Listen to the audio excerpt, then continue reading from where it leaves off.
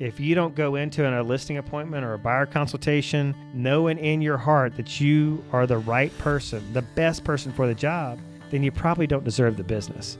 And that market knowledge, that marketing knowledge, it is going to feed your confidence, which is going to be actually transcribed into the ears of your consumer. They're going to hear certainty, certainty, certainty, and it's going to help you big in your business. Ready? Ready to rock and roll? Is that action? All right. Okay. That's right. All right. Absolutely. Go. Go. Hello, everybody. It's Jason Will with Go. This is a real estate podcast, but we talk about leadership, personal growth, and becoming the best version of yourself. Leadership, check 1, 2, check 1, 2. Growth, best version of yourself. Go. So this is a real estate podcast. Hey, everybody. Welcome back to the Impact Agent Podcast. I've got a special guest today, a young real estate agent, Jaylen Cook. You're how many weeks away from your 21st birthday? I am 2 weeks away from my 21st. I love it. I love having young, entrepreneurial-minded people on this show because it's not normal, right? If you're 20, you should probably have 2 or 3 priorities, right? Girls, beer, video games. But you are a real estate agent.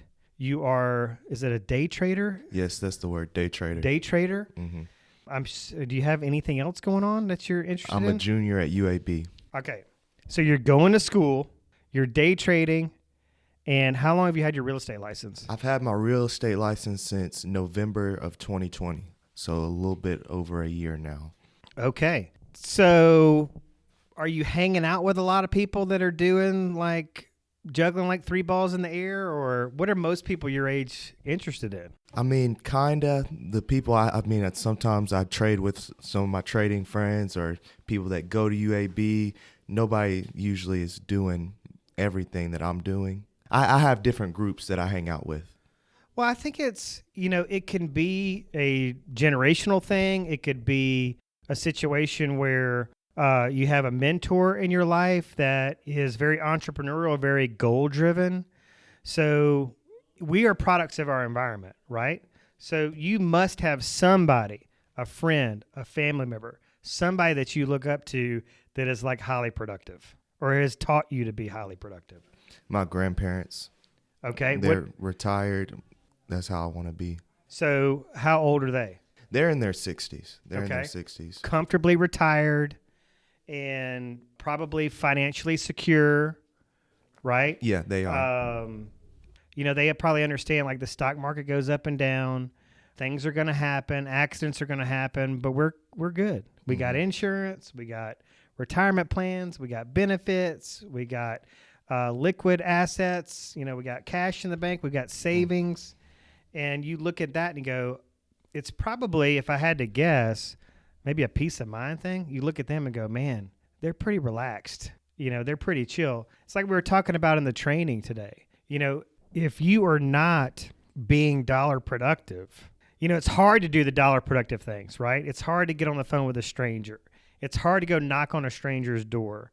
It's hard to call up somebody you don't know. And for some cases, for real estate agents, it's harder for them to call up somebody they do know and ask for business. But the argument I'm trying to make is, is that harder than staring at a bill you can't pay?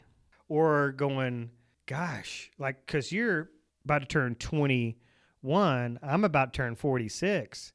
If I'm 46 and I don't have a lot of retirement, if I don't have a lot of retirement savings, that is, I'm probably pretty stressed out. And is that harder than actually making the phone call or knocking on the stranger's door? A mentor of mine put it perfectly. He said, choose your hard. It's that's a mic drop moment right there. So choose your hard. Do you want to do what it takes?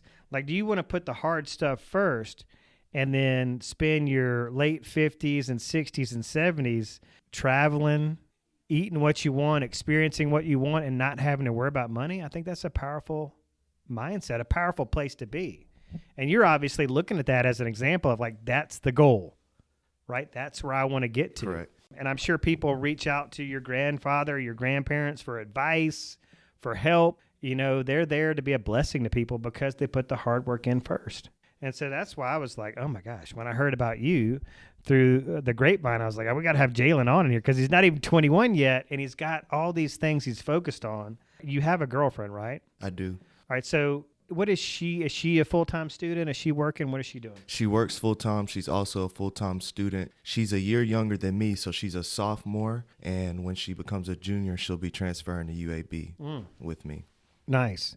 What does she do for full-time work? She is a sales coordinator at Donahue Auto. So basically the front desk at Donahue Auto. And she works during the day and then goes to school at night? No, she takes her classes online. Oh, wow. So whenever she's got free time, she's doing her coursework. Correct. So, off days. Yeah. So there's somebody who has a very strong work ethic, right, that understands the value of hard work. She probably has to have that job to pay her bills, and it doesn't sound like somebody is like financially supporting her, right? Like if she doesn't make money. I mean, she does pay her bills, but I would say her parents help her a decent amount as well. They're very supportive. Yeah, so she just understands the value of work and the value of getting out and meeting people and making relationships. And some of these things too, you need to get out and try some things to see if it's actually a good fit. Like I know people that have been to law school and gotten their law degrees, and they've gotten out and they're like, I don't like this. Like they actually go spend some time like clerking for somebody. They get a mentor and they're like, wait, this is what it's all about. I don't want to do it. So it's crazy. So I think you need to get out there and experience things and experience different work environments and kind of see what fits. All right. So let's talk about your first year in the real estate business. How many homes did you sell? I sold one. I sold one piece of land. So the piece of land was the only sale? I sold one home and one piece of land. All right, so two transactions your first year. And was that a full year, or was it 6 months, 3 months? I said I got my license in November of 2020, so I'm just going November to November, 12 months. So you're day trading, you're going to school, you close 2 transactions. Was that discouraging to you at all? So actually, I mean, I'm glad that you asked that. So I've had up to date at least 5 or 6 deals just fall apart, and just being able to experience that. And, some of them were harder than others, but I learned and just got to keep moving on to the next. Got to keep moving on to the next. If we started diving into the stats, I think what we would see is, because depending on what, the data you're looking at, we either have an 87% or 90% fail rate in real estate. I think your typical licensed real estate agent that goes 12 months, closes 2 transactions, is probably going to quit. It's probably going to say, especially when you have 5 or so transactions fall apart. They're like, man, this is too hard. This is like not good. I didn't know it was going to be this hard. If I'm losing more than double the deals I'm closing, this is not an industry for me. Why are you sticking with it? I have decent patience, and like I said, they were there. It wasn't like they just weren't there. So I had the feeling of almost being there, and this is just something I want to do the rest of my life. Something that's, I don't want to say easy, but something that you don't have to be physically, like I'm trying to think about how to say it. Well, no, I get it. So like I think real estate's something you can do. You don't have to be a genius to do this, first of all. Okay? Like I know people that, you and I, this is nothing disparaging, but we're smarter than they are, but they're kicking our butts at real estate, because they just have that grit factor. They just get up and grind every day. So they're crushing it. But this is something, again, we talked about it out there in the training before we came on air, is that I look at real estate, the success part is simple. It's not easy. And so if you can look at it and you can visualize, I'm not an athlete by any stretch. I mean, I can't play sports at all, but I have heard that athletes, like the really good ones, can slow down and visualize the game, right? They can just see things kind of in slow motion, and that's one of their superpowers. And that's kind of what you can do in real estate. You can visualize how transactions, how relationships are built, how contacts are made, and how closings happen from those relationships and contacts. So your path from 0 to 60, you can actually visualize that. It's something that you can put together. The path in real estate is math. It's all about talking to enough people a day, and then you can be successful. The other thing I think that's probably attractive to a lot of real estate agents is there's no ceiling on your achievement. Like you get out what you put in. And so those are things that are attractive. And plus the freedom factor, right? You're going to have a kick ASS year in 2022. And you're going to be able to do things like, turn to your girlfriend and go, hey, you want to go on some spontaneous trip somewhere? Hey, you want to go to Nashville for the weekend? You'll have that expendable income. And so it's really attractive. Or you can close some really big transactions and have money that you know how to make that money work for you in the stock market. So you can have kind of one feeding the other and vice versa. You may make a bunch of money in the stock market one day and then have experience you gained on how to get into short-term real investing or a lot of different things. I think there's some key points. Okay, so one of the reasons I like having young, motivated people on my podcast is because there's so many real estate agents out there that make excuses. I think there's some important things to take out of what you said in terms of having patience. Like success is not an overnight thing. So many young people of all ages. I mean, people probably started out this way when they were young and it's just kind of kept on going as they've gotten older, but they've always expected a fast track to success. And so, you're playing the long game, right? That's the goal, yes. I see what you're saying when you're saying the instant gratification that a lot of people want nowadays. And so, you saw the potential. I mean, those 5 or so deals that fell apart, if one little thing had gone a different direction, it might have happened, right? And so you had the taste of it. You know it's possible. Real estate's also a numbers game. So you just need to take those 5 opportunities and multiply it by 2 and have 10 opportunities and know that probably half of them are going to fall apart, but you're still left with 5 at the end of the day. So there's some magic there. How is your 2022 looking? How's it starting off? I actually had a closing this past Monday, so that went well. It was my first property to not appraise, and I hadn't went through that before, having to tell my seller that, hey, it didn't appraise. We're going to have to come down. It was a husband and wife that were getting divorced, or they were already divorced anyways. Husband didn't want to do it, so just having that conflict and trying to, soothe him. I think we told him at like 10 in the morning, 11. Yeah. And he did not sign till 8:30 that night. Holy crap. He didn't want to do it. Well, you got to have thick skin in this business. A couple different reasons. Number one, there's going to be like the problems that you face. Like, was the wife freaking out? Like, the wife was ready to go. She's like, okay, fine, let's go. Yeah. And the husband was like, not selling it. He's like, I'm not doing it. So what are the anxiety levels? Like, were there some frustrating moments, scary moments? We were on a 3-way and they started going at each other. I was like, oh, okay, let's calm down. We'll, we can sit on it for a little bit. And I kept on checking back with them, letting them sit on it. And yeah, it was a long process, but like I said, 8:30 that night, he signed. Well, and I think one of the lessons that if you didn't learn this, you probably should have learned it, but it sounds like this is probably more of your natural demeanor. Like you seem like a pretty chill guy. Was that a fair statement? Mm-hmm. And you really need to be chill in this business.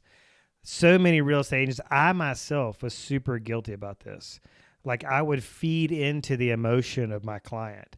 So if my client got anxious, I got anxious. If they got mad, I felt like that's what I was supposed to do. Like if they got mad, wanted to fight, I just felt like if I'm going to represent them well, then I need to get mad and want to fight. But that may result to me calling the other agent and giving them an ultimatum. Like you guys don't, I might have called that husband and go, hey, listen, you don't sign by 5, the deal's over. And the husband may have been like, hey, well, you go shove it up your buns, right?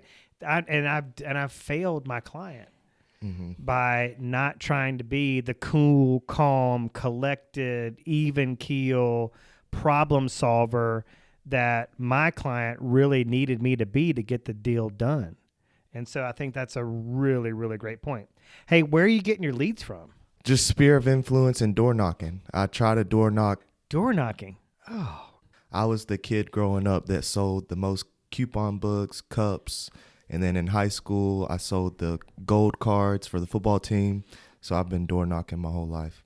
Yeah, it's super profitable. When we joke all the time about our real estate friends in California or anywhere where they have low humidity and cooler temperatures than we do. But, it's either too dang cold or too dang hot to door knock in the South for me. And it's actually could be detrimental to your health. But it is one of the most profitable exercises in the real estate industry. So how do you plan your door knocking? Do you pick a street and start knocking, or how do you do try to do neighborhoods at a time. Okay. Like I'll do that neighborhood, and I have on my phone through the notes, I'll look on one of the apps, I think it's called Home Snap. Mm-hmm. I can see who lives there, when did they buy it, how much did they buy it, like all the stats on the house. So if they had just moved in recently, I usually will just skip them because they've lived there under 2 years. They're probably not going to sell. And then whoever does not answer, I put that in my notes so that I can come back to it whenever I come back to that neighborhood. All right, so let's get into it for a second. All right, so you're knocking on my door. You pick my neighborhood. You're out in front of my house. You can see that I bought my house a couple years ago. From the research you've probably done that, I'm sitting on at least $20,000 in equity, right? So you're like, all right, this is a good door to knock on. He bought it for this. I know the house down the street sold for this, roughly the same size. This is a no-brainer, right? So you knock on my door. I actually answer the door. What are you going to say to me? So first, as soon as I knock, I automatically kind of look away. I don't make straight, I'm not looking into the person's house. Don't look, just kind of look away. And when I can see them out of my peripheral or hear them, I'll kind of peep. And then when they open the door, turn, smile. I put my hands up and I tell them I'm not trying to sell them anything because I'm not that kid anymore that could just go around and sell stuff. People see me as an adult now. So I tell them I'm not trying to sell anything. Name is Jaylen Cook. I'm a real estate agent. I'll either tell them I have a buyer that wants to live in the neighborhood, if I do have a buyer, or I'll tell them there are buyers that want to live in the neighborhood. Or I'll say, if I brought you an offer, is that something that you'd consider? And then just short and sweet, just like that. Well, I love the fact, and I think more agents need to be doing this. I think more agents need to disarm people right out of the gate and go, hey, I'm here. I'm not selling anything. I'm not here to sell you anything. You're not going to have to pay for anything. There's nothing that I need from you directly. I'm just basically gathering information, okay? Because there are a lot of buyers out there that can't find houses. And so one of the things you're doing is figuring out if somebody is interested in selling, then you could put that in your notes. Hey, Jason Will at 123 Main Street said that if I brought him a buyer, he would consider selling. So I'm going to put that in my notes. And so if I develop, or in this case, if you have a buyer that you meet at a networking event or somebody at school or a teacher or an internet lead you generate, and you start showing that person homes and there's not any matches and you have an off-market database and you're like, oh, that Jason guy said he might be interested in selling. Let me go back and call him or knock on his door and say, hey, I have this active buyer now your house seems like it's perfect. If I know as a seller, I'm going to be impressed. I know your buyer is going to be impressed because like we talked about, again, during the training we had today about there being two different types of agents. One that's going to be proactive and one that's going to be reactive. And there's a lot of agents right now that are they're telling their clients, their professional consultation is, hey, just wait this market out. Like it will improve. There will, at some point, there will be more inventory, but you need a crystal ball to figure out when that's going to be, right? And then there's the other type of agent like Blake Ray who says, hey, if you can tell me, it's really hard if somebody says, hey, I don't know whether I want to live in Trustville, Springville, Hoover, Alabaster, Gardendale. And then you're like, oh my gosh, then it's not going to work. But if they say, hey, Jaylen, I want to live in Greystone. I know I want to be in Greystone and I know I want to be on the golf course. Then you can go knock on every home that has the other criteria they're looking for, the 4th bedroom, the 25 plus square feet, and you can go ask those people if they want to sell. I'm telling you, that's the kind of real estate agent I want to hire. And I think that's why there is some buzz around you and around people that know you, that you're not going to be the flash in the pan agent. You're going to be the one that eventually is trying to be recruited by everybody, that's being invited to speak in front of other agents, it's like we were making a joke, like I wanted to get you on this podcast before you're too busy to do it, because that time will come. You're like, oh man, I'm just swamped, I don't have time to do that right now. So I was like, well, I better get him on right now before he blows up. I think there's a lot that real estate agents that are coming up can gain from interviews like this, hearing things like, hey, my first year was rough, but I think things are probably coming into focus a little bit more for you now in year 2. So you had that one closing. You got anything else going on the horizon, or is your pipeline starting to heat up? Are you starting to create more opportunities and kind of see some financial certainty in your future? Well, this year, not saying 2022, saying from November 21, I'm at 2 right now, and got some in the works, just like working. Yeah. And you came to a training that we hosted today to learn more. What are some other learning activities that you're doing? Do you listen to podcasts? Do you watch YouTube videos? YouTube. Blogs? I watch a lot of YouTube. That's what really got me with the real estate exam, like studying wise, was the YouTube videos and just watching them. But also I'll watch like cold call session. I can't think of the guy's name, but I watch him cold call and different stuff. He talks. Yeah. This is one thing I love about our industry, right? And I've started creating my YouTube channel. Like I used to film everything I was doing and just throw it up on YouTube and hope I got a view, or that somebody maybe clicked on a link that I had in the description section of the YouTube video. But if we traveled or if I was eating a good meal, I was videotaping it. And I've really started to make my YouTube channel much more training based. But I just love it. Like our industry, I feel like it's so hard, and none of us that have succeeded in the industry have succeeded alone. We've always had a mentor or a group of agents that we've collaborated with, or a coach or somebody helped us get to where we are today. It could be a virtual mentor, somebody that we just watched there's agents making live that are videotaping themselves making live cold calls. That's impressive. There's agents videotaping themselves door knocking. They're videotaping themselves doing everything. So there's such a level of abundance that I just love it. And, I think you're going to get to a place in your business where you're ready to give back and pay it forward, because, if you think about it, 87 to 90% fail rate, that's a lot. That's almost all of it. There's a lot of work that we can do together to help agents make it, in addition to making podcasts like this or writing blogs. The YouTube thing is so important. I can't tell you how many agents will ask me, like, how do I learn how to do this? If it's something simple, how do I take my GoDaddy domain that I buy, my vanity domain, my JaylenCook.com, and forward that to my KV Core or my Boomtown or my Commissions Inc.? I'm like, why would you wait for me to show you how to do it, as opposed to going to YouTube and watching a 2-minute video, and within 30 seconds of that 2-minute video, you're like, oh, that's easy. It's quite baffling. Tony Robbins calls YouTube University. Everything you need to learn how to make $1 million in real estate, it's on YouTube. So you're watching videos, you're learning how to make phone calls, how to handle objections. It's all on YouTube. It's insane. I'm in this quest right now to try to understand real estate agents. Like, why?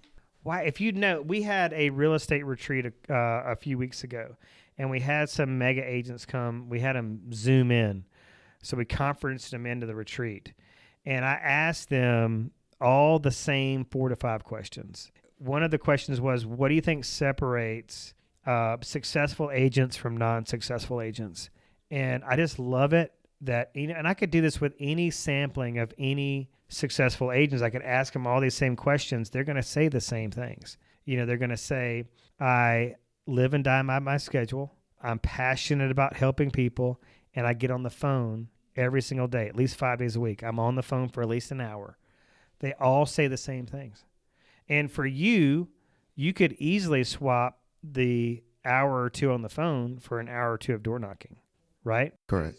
Like some people hate sitting still. Some people don't want to talk on the phone. They'd much rather be face to face with people. So the real estate industry is not one size fits all. You need to figure out what works for you and get that rolling. Now, how did you learn how to day trade? So actually, I came across somebody's content on Instagram. His name is Aristotle Investments. He is very good at what he does, and he also promotes, teaches, has a Discord, and yeah, I've been following him ever since I saw him. So you're using not only YouTube as a teacher, but also social media influencers. Correct. So there's a lot of people out there that are looking to. This person probably has a course that they sell. Yeah. But did you buy into any of those courses or? So him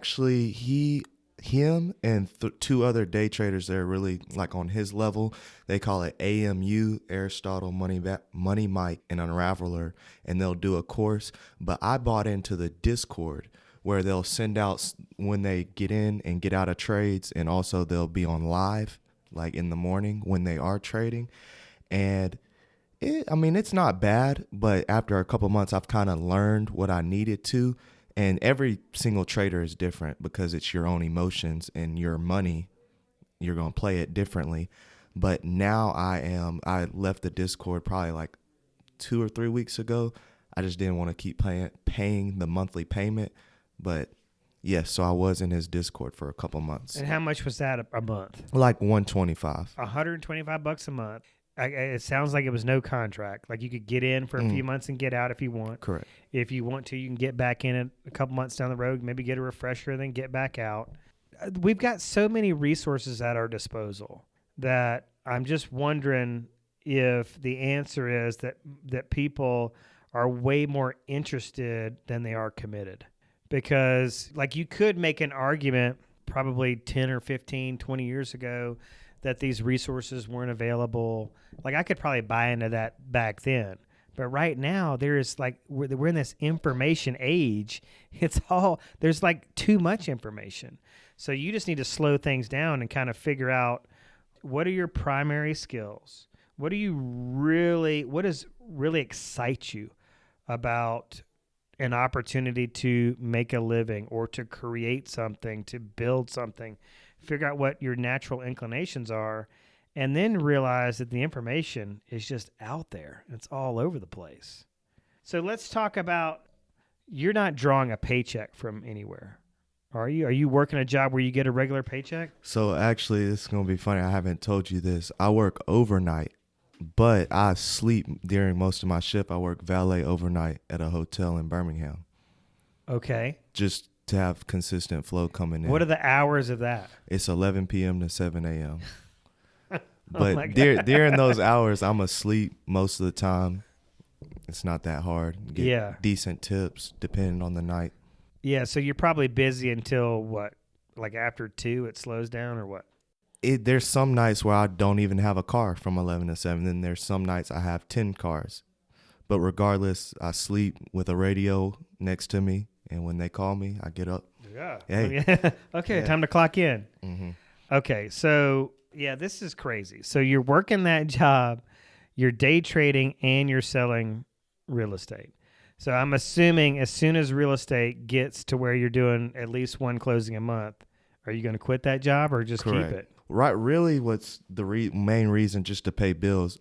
I don't go to college for free anymore. I'm a junior. My first 2 years, I went for free. I was actually getting money back. And when I transferred to UAB, I had to have a 3.5 to maintain that. And I had like a 3.3. So now college isn't free anymore. Yeah. So now it's more expensive than what I thought. I didn't realize how much college was till now. Right. To be this motivated, you must have something. I get the fact that you look at your grandparents and go, I want to be financially stable. I want to have a good retirement.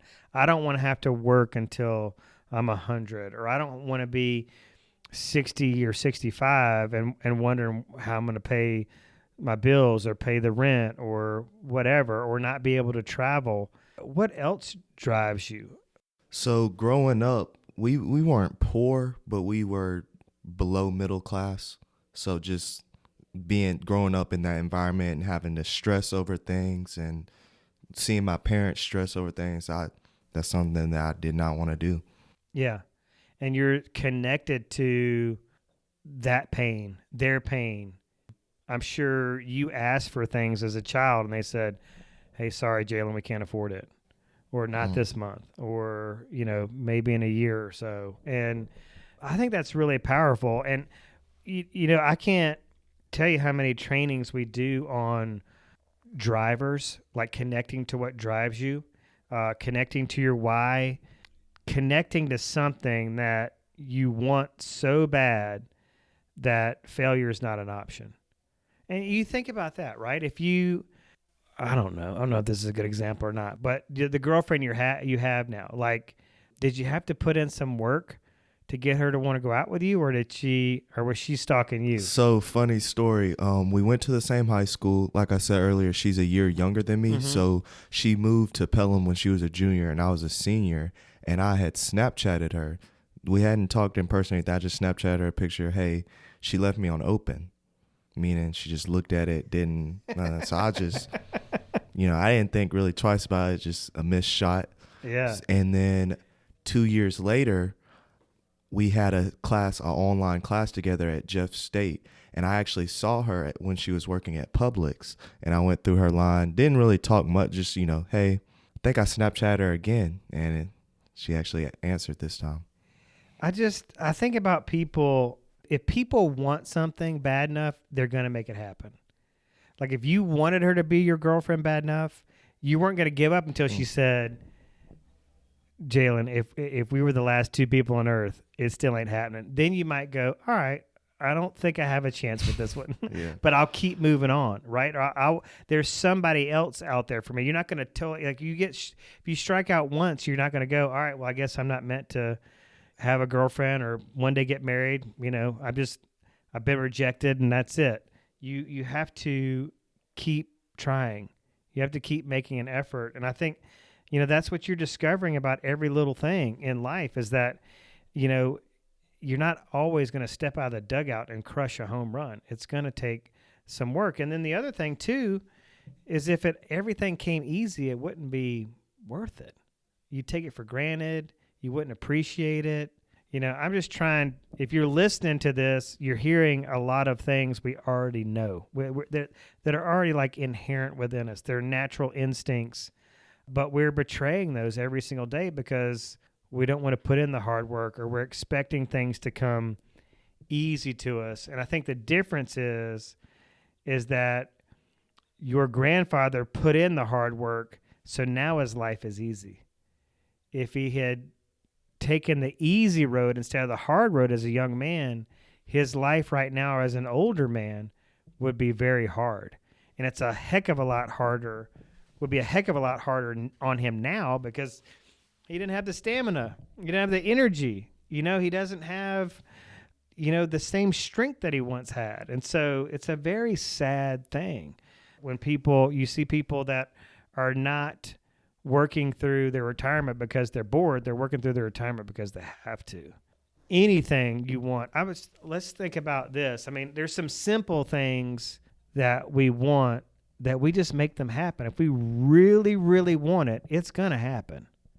Right? I mean, we could think about things as simple from an Xbox to an iPad. Like if you want it, you're going to work hard. You're going to save up for it. You're going to make it happen.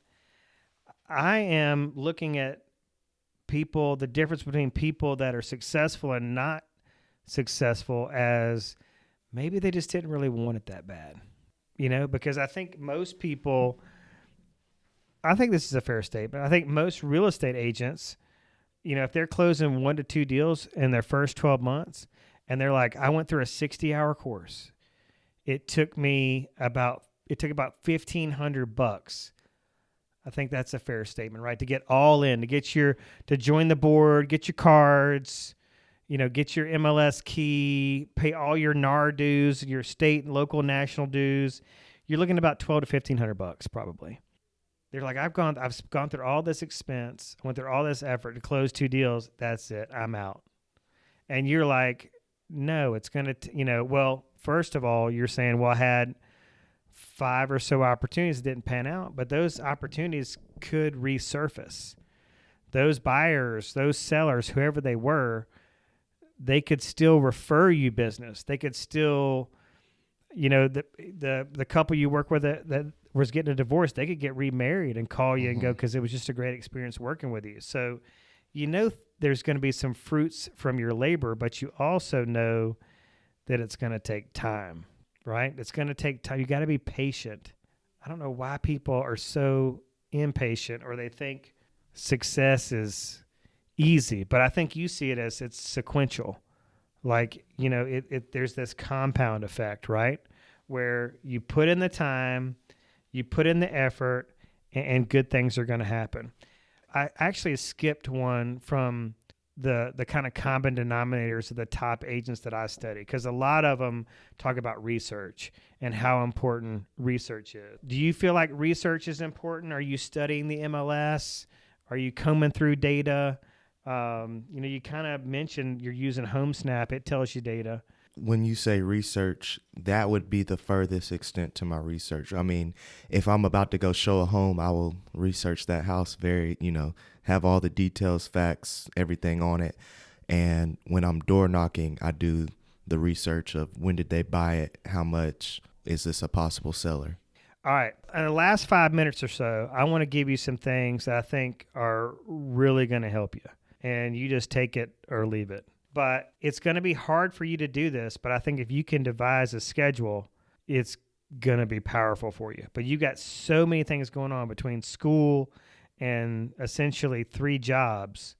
It's going to be hard. But it can be doable, and you understand that things are going to suck at first. I mean, like right now, you're trying to get in sleep whenever you can fit it in. And that kind of sucks. But you're paying your dues to something bigger. So one of the first things I would suggest that goes on your schedule is you actually schedule research. So I think it's a common mistake that real estate agents make, that they only prepare when opportunity or a potential opportunity presents itself.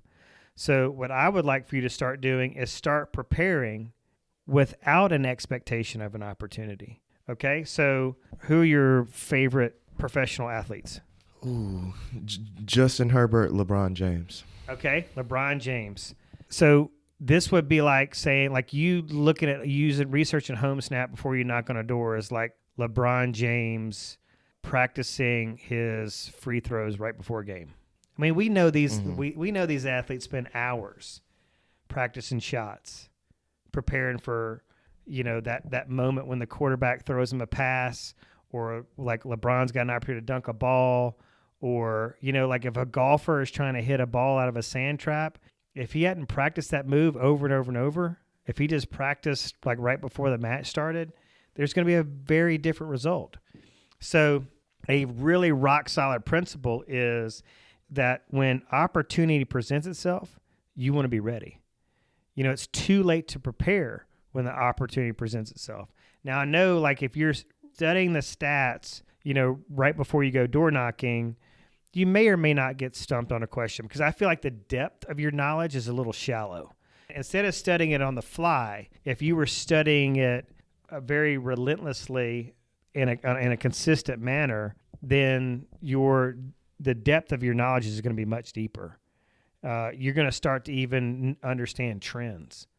Understand, because markets are cyclical, right? They're up and they're down, and you're going to know, like when the last time it was down, there you can kind of predict when it's going to go back up. So just getting like obsessed with the data, all right? And obsessed with the data in one defined market. So do you still live in Pelham? I do. Okay. So what I would do, you got a lot of options here, but one area would be to look at new construction subdivisions. So you're going to become an expert on all the sales data for the top selling new construction homes or new home developments in Pelham. Or it could be a single subdivision. You know, Blake was talking about Ross Bridge, and he wants to focus on Ross Bridge. Well, Ross Bridge has like 2,000 homes in it. So that's a lot of homes. And there's a high rate of sales every single year in Ross Bridge. So there is the opportunity for you to find a community like Ross Bridge, and you just do a deep dive on that. You may not have to master anything else. So it could be one subdivision or it could be 2 to 3 subdivisions. I would use the MLS to do some research and figure out where are the majority of sales happening in Pelham. And the deeper dive on that would be, all right, what specific subdivisions are most of the transactions happening? And then you might want to look at who are the agents selling those properties? And is there an opportunity for me to gain market share in those communities? But I look at this, okay?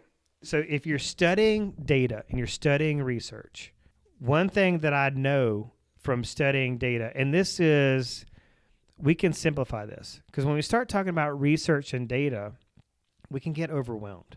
But we have the National Association of Realtors doing a crap load of research for us. The University of Alabama Center for Real Estate is doing a ton of research for us. And then we have the research, the quick access stuff like HomeSnap, RPR. I don't know, probably missing some things. But we do have some quick resources, even maybe things like Zillow to an extent. I mean, Zillow does a lot of tracking and measuring on real estate data. They're heavy into the data business. And then we've got our manual research that we do. But from that research, I know that when we were in this frenzied market after the potential economic collapse of '08, where it almost happened. But there was a heck of a lot more new construction homes back then than there are now. There is a gap in marketplaces across the country because the new construction inventory is not meeting the demand. So the National Association of Realtors did a lot of research on this last year, and they are predicting that the new construction market is going to be ready to come back in a big way. You know, it's been impacted by inflation, higher lumber prices. It's just been harder to get things like doors and windows and hardware and all these things. And labor has been hard. There's been labor shortages. And so all of this has really fractured the new construction market. But the new construction market is always about 25 to 30% market share. That's a big market. And it's an easy one to tap into because there's not the inventory levels we need to see right now, but the D.R. Hortons of the world. Newcastle. Yeah, I mean, they've always got something that's either ready to go or will be ready to go. And so that's an easy thing to do. So research, scheduling. So we've got to get our schedule together. The first thing that I would put on my schedule when possible would be research. The next thing needs to be either making phone calls or door knocking, or it could be a combination of those things. You could do phone prospecting Monday, Wednesday, Friday, and you could do door knocking. Tuesdays and Thursdays could be your door knocking duties. Or you can, if you're having luck or success, I don't know why I just said luck. That's a bad word. But if you're having success at door knocking, I mean, if it ain't broke, don't fix it, right? But schedule it so that the magic bullet in real estate is consistency. So you need to consistently be doing these things. So if you door knock 3 days in 1 week, and then the next week you only do 1 day, you're messing up the program, right? But 2 things that need to be scheduled like religiously are your times for doing market research and prospecting, lead generation, lead conversion. These are our most dollar productive activities. I also look at research that NAR does. It's the buyer and seller surveys that they send out every year. And they publish these reports on buyers and sellers. So how are buyers connecting with real estate agents? What are our consumers looking for in a real estate agent? How are buyers finding homes? All these things are like super important. But one thing that's like really interesting to me is focusing on what our consumers are, what are their expectations for us? And one of their, like, if you will see this at the top of the list, if not number one thing they expect from a real estate they hire is market knowledge. And so market knowledge doesn't mean studying an app right before you go knock on a door or right before a listing appointment or right before a buyer consultation. It means that you're studying it at least 5 days a week for at least an hour, and there is a big depth of knowledge.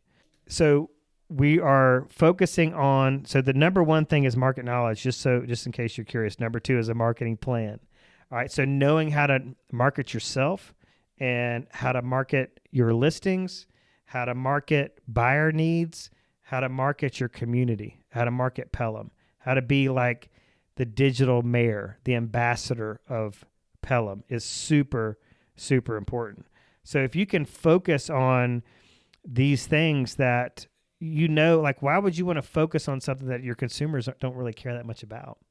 So if you know they're expecting somebody that has a deep market knowledge, like that's one of their top expectations, if not the very top, you should probably focus on that, right? Mm-hmm.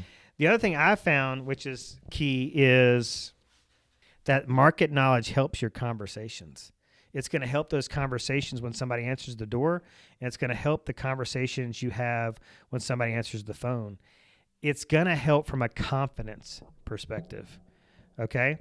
So people want to hire real estate agents that have deep expertise in market knowledge and marketing, but I think both of those things contribute to confidence.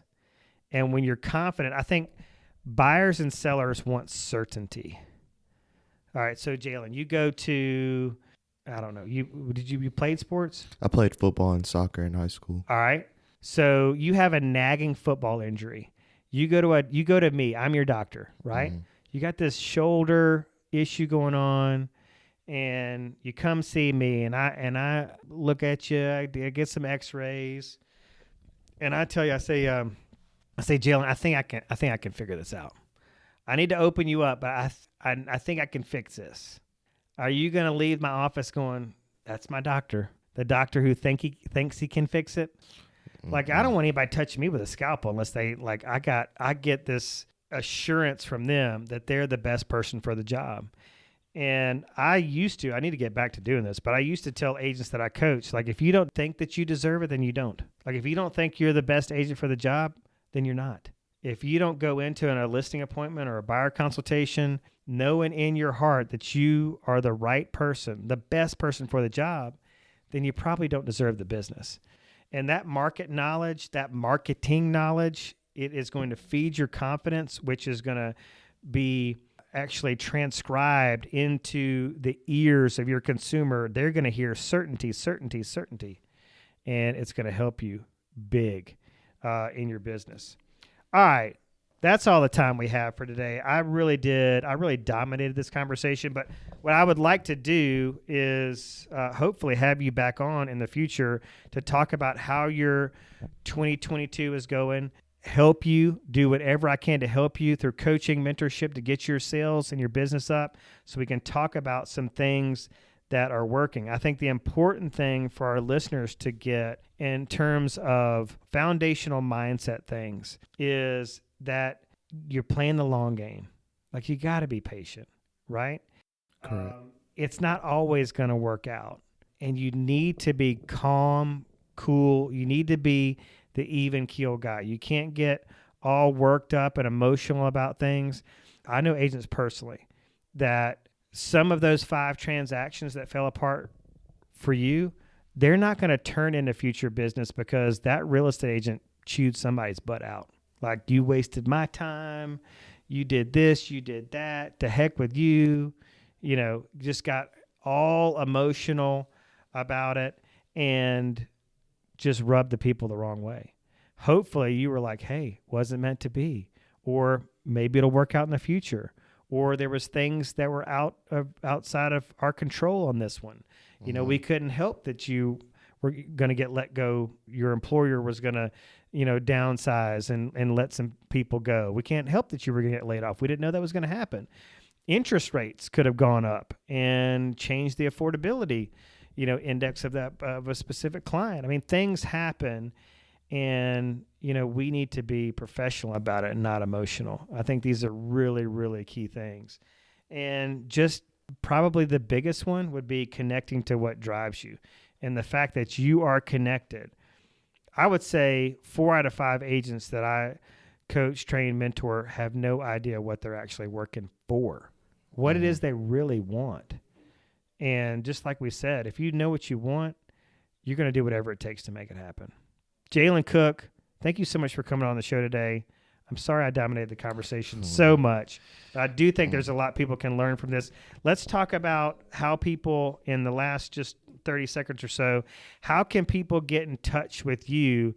If I'm listening to this and I'm like, hey, I'm in my first year or two in the business, I'd love to pick Jaylen's brain on this. Or, if somebody's interested in learning how to day trade, would you be interested in talking to them about that? Yeah, of course. How can they get in touch with you? I'm on Facebook, Instagram. My name is Jaylen Cook, Jaylen, Cook, Cook. What about a website? I don't have a website. All right, we're going to fix that. I'm going to help you fix that. But if somebody sends you a DM or a PM, you will answer them. Correct. Okay. Well, let's work on that. If you got questions for Jaylen, reach out to him on social media. He's on Facebook or Instagram. It's Jaylen Cook, Jaylen Cook. Jaylen Cook, we'll see you back here next time. All right, sounds good. Thanks for listening to the Impact Agent Podcast. If you liked the show and got something out of it, please like the Impact Agent Podcast on Facebook and rate and review the show on iTunes or anywhere you listen to podcasts. This really helps us grow the show and helps other agents find it. Please share it with your friends and coworkers as well. You want us to deliver the show to you via email every week? Then email me at jason@impactagentuniversity.com and we'll send you the show every week. Please let us know what you think about the show, what you like, what you don't, or possibly make a suggestion about a topic you want to hear. Email me at jason@impactagentuniversity.com or leave us a message on Facebook at Impact Agent Podcast. This podcast is produced by Johnny Gwynn at Deep Fried Studios in Mobile, Alabama. Until next week, everybody be productive, safe, and happy, and always keep learning.